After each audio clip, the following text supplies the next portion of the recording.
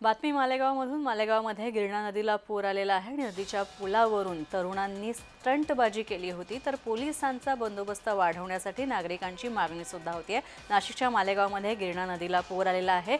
या धरण क्षेत्रामध्ये मुसळधार पाऊस झाला होता आणि त्यानंतर गिरणा नदीला पूर आलेला आहे आणि असं असताना देखील या पुराच्या पाण्यामध्येच काही युवकांची, काही तरुणांची स्टंटबाजी सुरू आहे आणि पुलावरून स्टंटबाजी करताना हे तरुण दिसतात। मात्र पोलिसांनी अजूनही याच्यावर कारवाई केलेली नाहीये आणि त्यामुळे गिरणा नदी परिसरामध्ये पोलिसांचा बंदोबस्त वाढवण्यात यावा अशी नागरिकांची मागणी।